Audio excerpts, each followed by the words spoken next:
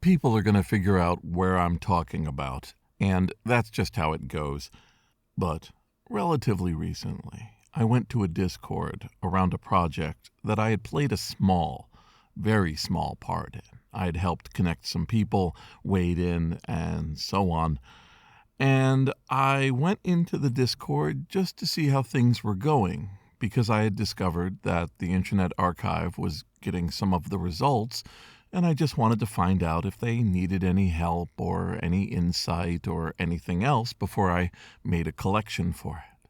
Well, within a short time, the tenor of my attendance in this Discord rapidly changed, and I was being pilloried, absolutely run through the ringer by a not small group of people, furious at me, who looked at me showing up to this chat community as an opportunity, a rare opportunity for some of them, where they were in a realm that I wasn't controlling, that I was just another voice, but recognizably myself. And they let me have it. If ever in my past I have borrowed money from you and not returned it, if ever I bumped into you at a crosswalk, if I've ever in any way wronged you, don't worry. This Discord went to town on me for a few hours until the moderators came in, changed the tenor of it back to being more professional, and I got back down to the business of working with them on Internet Archive level business related to the project at large. I haven't said anything in that Discord since, but there is something to be learned from it. There's always something to be learned. So let's learn that lesson. This is Jason Scott Talks His Way Out of It, a podcast about technology, history, and getting myself out of debt. Thanks to Jeff Atwood and the hundreds of other supporters on Patreon and elsewhere who have been supporting me and helping me get out of debt. Again, it really doesn't matter what the project was about. It was more about there were a set of people who, for various reasons, did not feel empowered in a lot of other platforms to speak up against me, but they felt that they had found a space safe for them to do so on this Discord server. I wasn't a moderator or an administrator. I didn't have any overriding powers or abilities of any sort. I was just there, asking if I could help, asking if I could collaborate, or if I could talk to the person or persons in charge. And they, well, it's clear that for some people, and I don't know the amount of these people, I have an image in their mind that is, well, let's just say not positive. They do not think I'm a good collaborator. They don't like my attitude. They don't like how I express myself. They're not happy about how I talk with people. And for some of them, there's a perception that I don't complete what I start. Okay, fine. I could waste a lot of people's time talking about my vision of things and my perspective aimed against a variety of criticisms, but that's not going to help anyone. I believe in providing tools. The tools that I want to provide right now are how do you deal when people personally, not related to a group that you're part of or in a free-form hostility way, overlap with your time, but specifically focus on you the person, you the person who does things as something worthy of ire, especially uncensored, uncontrolled ire. What do you do? And this is what I've come to learn. In this life, we do things. We do a lot of things. We talk with people. We engage in learning and reading and listening. We find ourselves standing on a series of opinions, of beliefs, and as opportunity provides itself, and the opportunities increase every year, we talk about them. We do them. We take a position in public. We create things and we share them. in public. Whether it's on a stage, a Facebook post, a Discord line, maybe it's a series of creations that you put on artistic platforms or on platforms aimed around podcasts or sounds, what you are doing is you are building up some form of yourself.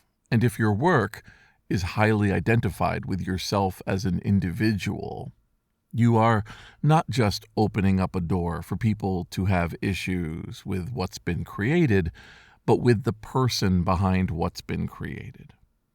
That happens. That is a thing that happens. And I think it's important not to internalize that as being the same as criticizing yourself, as building up you online. None of us create a real version of ourselves online. We may do emotional writing or expression that comes very close to feelings that we have, but we are doing it outwardly. We're doing it creating a performance that provides others with our thoughts about our internal thinking. That is not the same as being us or expressing to others us as entities. You live alone with yourself, with your thoughts, with your processes for engaging with the world. Some people, they'd rather do anything else but provide public access to their thoughts. They would much rather be behind a pseudonym or maybe putting nothing out to the general public but only sharing it with a small number of friends, rather than set up a situation where there's a feedback loop of what they do and what others think of what they do. And that is entirely their right. That is a perfectly valid and perhaps extremely healthy way to approach the work you do. Some of us create things, some of us process things, some of us comment on things, and nothing more. I think it's important to realize that division. And it's easier when you have a pseudonym, a name, a character that doesn't represent yourself. People attack that character, and you can make the division between what that is and who you are. Not everybody gets that opportunity, of course. Sometimes we ourselves as individuals are what are known to the public or the platform or the world that we're engaging with, and it becomes exceedingly hard to separate what that public persona is with yourself.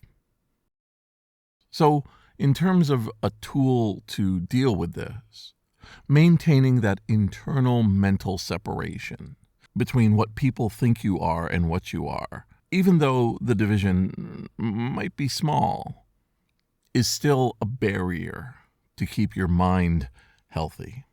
Another tool in the toolbox is to realize the voluntariness of it all, the choosing of how you express yourself, the choosing of the words you do when you speak in public or speak in a way that others can access. You get to craft those words before they enter the consciousness. And while many of us prefer a situation of fast turnaround, of creating things relatively quickly and then sharing them as soon as possible, you are not duty-bound to do so. There are many works that I do that sit for days or weeks before they go out in public because I want the opportunity to glance over them, to think about what they are, to see what they're actually saying, and inevitably, editing happens, or augmentation happens. And that enables me to craft what takes its journey into the deepest, darkest spaces. When somebody takes an issue with this edited work, I know that they are taking issue with a message I chose to put out there. I'm not getting caught out by using a sentence or a word that I regret heavily. That momentary pause is so vital for understanding what we're doing by sharing our work. And the last tool that I place in front of you to use as you see fit is to remind people how easy, how reflexive, how quick and malformed a hatred can be.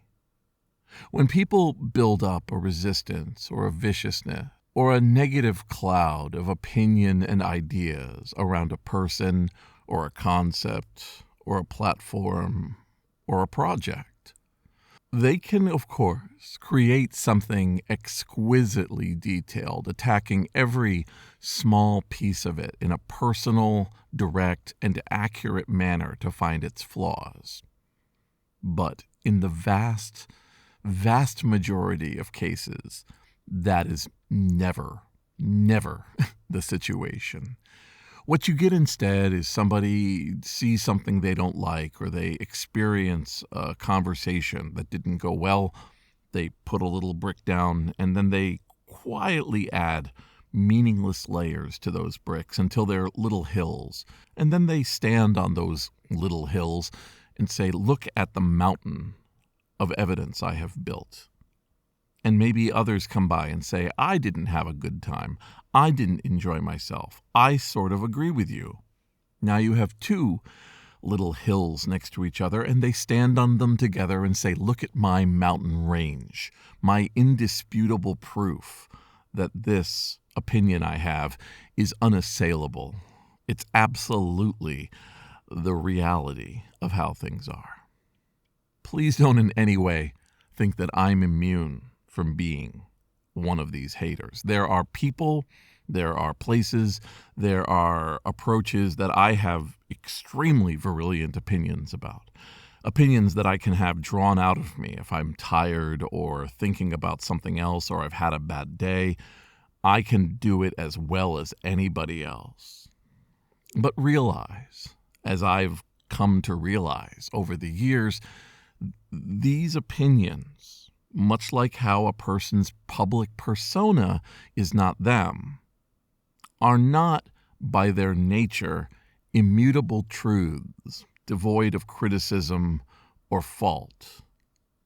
If you have seen statements by a person and you think they're a bad person, they may be bad in that way, but they may have many other positive qualities. They may have many other things they do, and they possess this, to you, flawed outlook or approach to something else. It goes both ways. We hate and are hated.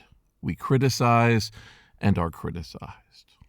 But in that web of back and forth, of treachery and misery and compliments and trash talking, there's human beings. There's human beings who just want to make what they do have meaning.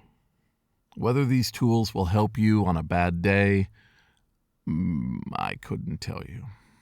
But I'll say, given the choice between speaking about what I do, taking risks, failing, stumbling in a public forum, I wouldn't change any of it for the world. They are lessons incarnate.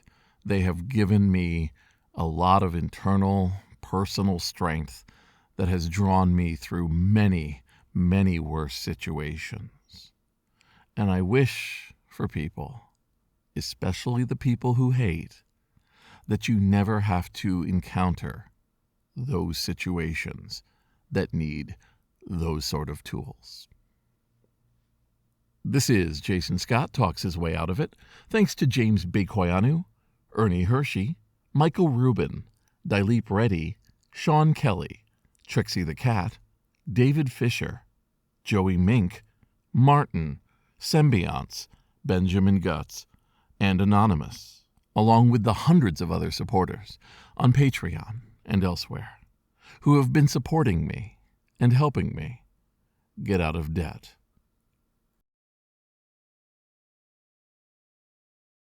I do appreciate that there's a place that people feel they have the safety to criticize me.